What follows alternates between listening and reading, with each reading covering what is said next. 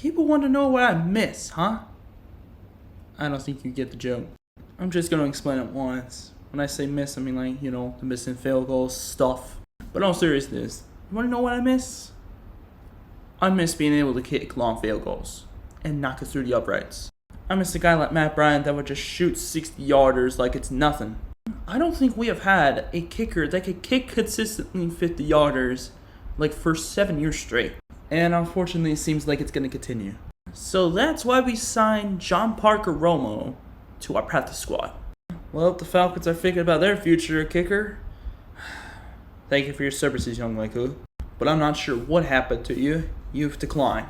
No other key additions to the Falcons, but I heard the 49ers cut Jake Moody and replaced him with Eddie Pinheiro?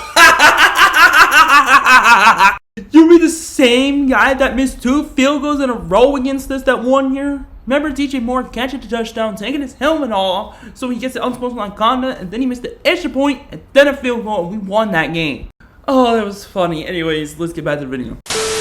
Welcome back to Grizzlies House Football, ladies and gentlemen. We have our Week 2 NFL predictions. Interesting little Thursday night matchup we got between 2 supposedly contending teams. If you haven't already, make sure you check that Season 2 playlist. You can feel every episode in there, so you're all caught up, and you'll also have it for future episodes. Do not forget to hit the red subscribe button and hit the notification bell so you don't miss a single one of my videos, which helps the channel a lot. Without further ado, let's get to some Week 2 predictions. Kicking this Week 2 off, we got the Thursday night matchup between the Commanders and the Packers. Should be a good one.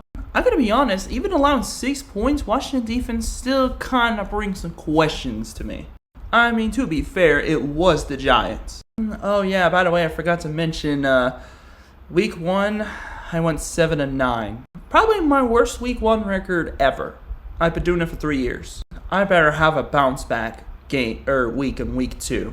I'll say it's an offensive shootout, and I actually think the Packers are actually going to win this one by a score of 31-28. I think the Packers defense will perform a lot better than the Washington defense, and they'll give Jan Daniels the trouble. I do worry about that secondary, though. To be fair, Washington's got great weapons as well, but I just don't think they're going to be able to keep up as well as Green Bay. Kicking off the Sunday 1 o'clock slate, we got the Giants playing out the Cowboys. Cowboys win 24-13. After seeing that Thursday night game from last week, Dallas is not dead just yet. Getting 1 sack against the Eagles' offensive line is not terrible, to be quite honest with you, as far as expectations for the defensive line. And now they're playing a significantly weaker offensive line. The defensive line, I'm sure they're going to have a little bit of fun. As for the Giants, well, they still only have 1 good wide receiver. And I hate to tell you, Russell Wilson's washed. They're not going to start Justin Dart until like Week 4 or something, though. So that's why I have the Cowboys winning. Next up, we got the Seahawks playing at the Steelers. Oh, boy. You thought playing against Nick Bosa was bad. Be careful with TJ Watt. I love Sam Darnold, but unfortunately, the Steelers are going to be winning this game 27-13. Steelers are going to have entire control of the game, and Seattle cannot get in this game by any means. Steelers are going to have to lead, and they're never going to relinquish it. They had to work on our defense in Week 2. Of course, in Week 1, their defense played awful, but hey, Week 2, defense is going to show out. Next up, we got the Rams playing at the Titans. Oh boy, again. Rams win 34-10. They're not as great as the Broncos defense about how they give Cam Ward trouble, but this Rams defense is still good, especially that defensive line. I feel so sorry for Cam Ward because he's playing against 2 good teams in the first 2 weeks. Yikes.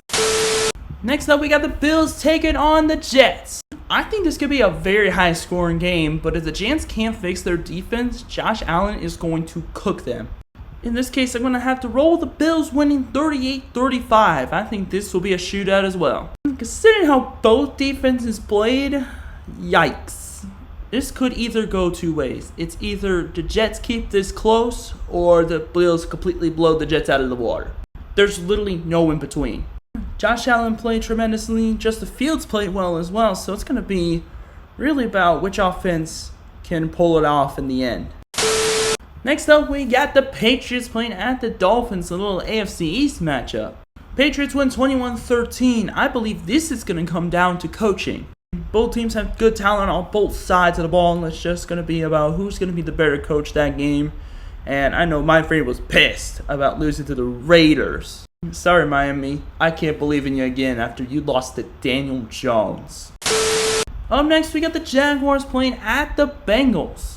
Let me tell you something, Bengals. You lucked out against the Browns. You lucked out. Both of y'all's interceptions came off of drops from wide receivers. And if your offense is going to play that bad, you better be prepared for the reckoning that's coming from Jacksonville, from Duval County. I know I may be a little crazy for picking this team over the Bengals, but I think Jacksonville is actually going to win by a score of 20-17. I don't think the Jags offense is as good as people want to give them credit for, but they were able to beat the Panthers. Yeah. At least the Bengals will put up more of a fight on offense. I can't say the same for the defense. Also combine that with the history of Zach Taylor having horrible starts to the year. Next up, we got the 49ers at the Saints. This is going to be a bloodbath. I think the Saints can win 1 or 2 games, but it definitely will not be against the 49ers. Niners win 31-6. Nah, I'm just kidding. I almost forgot. George Kittle's on IR, so 24-6. 49ers are going to kick some ass. Up next, we got the Browns taking on the Ravens. Both defenses I know are going to play well. It's just going to be about which offense is going to be much better. Yes, I know the Ravens usually have that unexplainable early loss, but I think they already used that against the Bills. Ravens are going to win this one 34-13. I know John Harbaugh, Lamar Jackson, Derrick Henry, and the Ravens are pissed. They are really pissed.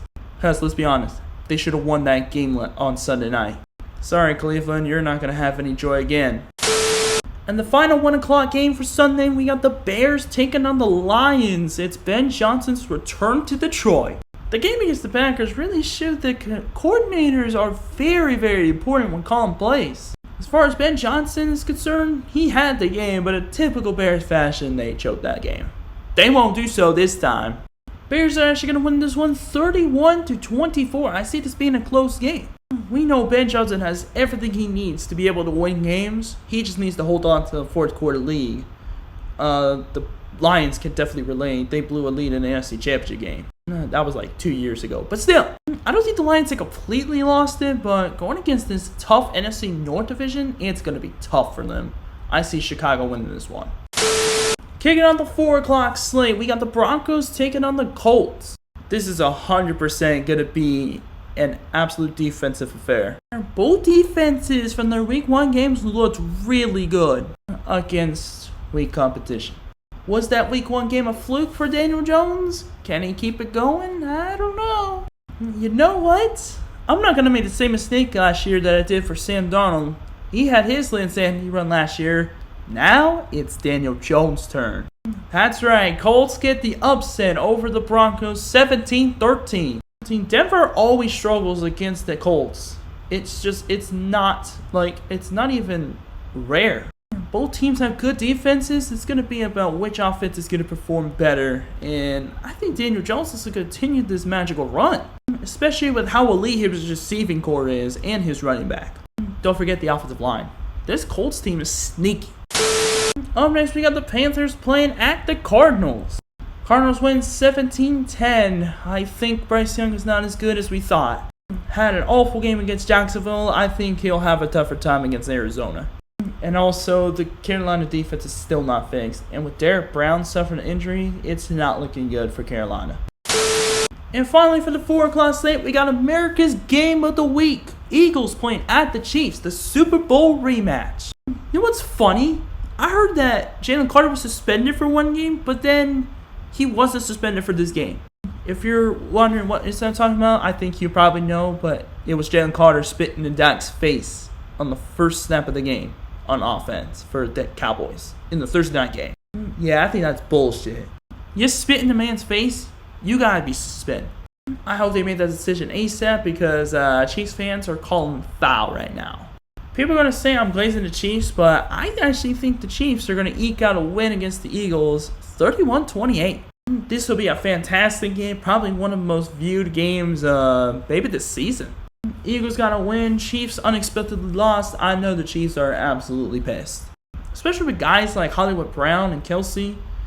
Ooh boy, you better watch out for that Chiefs team. If you know Kansas City, they're always going to be in this game. Now for the Sunday Night Football matchup, we got the Falcons playing at the Vikings. I saw that game on Monday night, and I gotta say, I'm pretty petrified. And since when did J.J. McCarthy start balling out in the fourth quarter, and he ends up being better than his first 3 quarters combined? But I also started to notice that Vikings struggle with not allowing pressure, and so do we.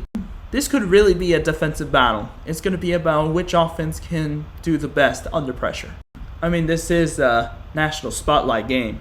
I may regret this, but give me the Falcons 17-14 over the Vikings. I think the only problem with us against the Bucs is that we just did not capitalize on opportunities that we were given. I mean, Xavier Watts dropped a couple interceptions. Like, we had a couple of dropped turnovers in that game. Don't expect us to make the same mistakes against Minnesota. Can JJ heat this up? I gotta see a little bit more before I can really make a fair judgment on him. And now that takes us to the Monday night doubleheader. First up, Bucs at the Texans. Tampa Bay wins 28-17. Baker Mayfield definitely struggled all game, but he did have 3 touchdown passes because he has some elite wide receivers. As far as the Texans, they did not play well against the Rams. I think the Bucs will be a little bit better, so I think Texans are going to struggle again. Pretty shocking to see that the Texans, in my opinion, will start 0-2, or have the opportunity to start 0-2, which is absolutely nuts. That's considering that they were supposed to win the division for another consecutive year. I think the Bucs are just way too good until proven otherwise. And the final matchup of week 2 is the Monday night battle between the Chargers and the Raiders in Vegas. Chargers win this game in a close one, 28-20. Raiders are very underrated, but I can say the Chargers are for real. They beat Kansas City in Brazil, and I can be honest, Chip Harbaugh was definitely the right man for the job for the Chargers. I'm expecting Justin Herbert to have another spectacular game like he did against Kansas City. I think the Raiders will play well, especially on offense, but the lack of defensive firepower initially on paper will prove to be the Raiders' undoing. And that's all for the Week 2 predictions. Good luck to all the teams that are playing. That'll also do for this episode of Christy Talks Football. If you enjoyed, make sure you give this a big thumbs up. Hit the red subscribe button and hit the notification bell so you don't miss a single one of my videos. This is the Gray signing off for now, and until next time, I'll see you guys later. Peace, love, keep the Grizzly vibes with you at all times. Take care.